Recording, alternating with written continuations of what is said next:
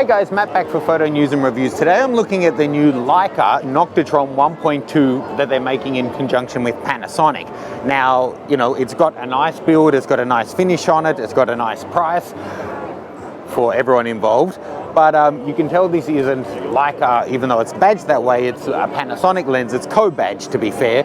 It's made in Japan and it's $1,600. Now, for a micro four thirds camera, $1,600 is pretty steep. For a Leica lens, that's nothing.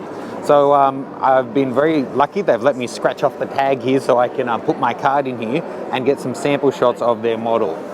The first thing that struck me with this lens was how well it focused, how fast and accurate it was using the GX7. The second thing would be how strong the vignette is when you're wide open. There it is at f1.2 and there at 5.6. You can see it just makes the whole scene look a whole lot brighter. Again, 1.2, 5.6. But the third thing I noticed was how damn sharp this thing is, even wide open. Let's run through a few different apertures here. The first shot is wide open at f1.2. The vignette is less apparent there. It looks just like a gradient right to left, but that's because there was a really strong light source on the right-hand side. I got her to step closer just to show how quickly the depth of field falls off at 1.2 there.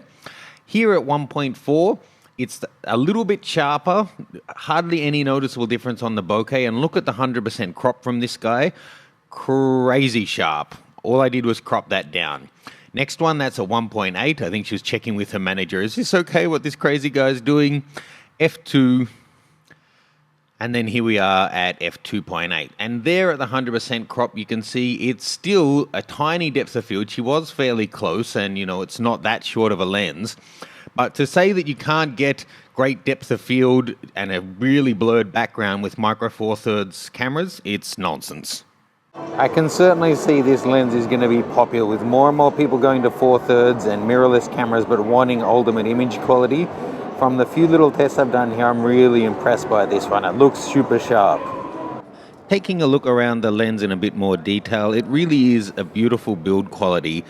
It's not at, the absolute top Leica level, but it's fantastic quality, don't get me wrong. 42.5 with the crop factor becomes a field of view of 85mm. It's got 9 rounded aperture blades. It is fairly complex, 14 elements in 11 different groups, and something very cool for a lens like this, it has optical image stabilization. The front filter thread is 67mm, and this one you're going to be looking at $1,500 to $1,600 US once it becomes available. You can see the pre-order in the link below. Here's just a couple more test images to show you. Here I had the promo girl stand side on so you could see what it's doing to the background there with that funny bushy stuff in the background. That's at f2. This is at f1.4. And then finally at f1.2, and you can see that overall it's darkening down just a little bit. I think it's partly to do with just an optical aberration and partly to do with a big vignette which extends beyond just the corners. Here's some shots just showing some guys who are standing on the stand. Even at 100%, these still stand up really well. This guy was really happy to pose for a shot, and going in 100% on that, it's just incredibly sharp what this is turning out. I was shooting it in RAW on the GX7. This is 100% crop.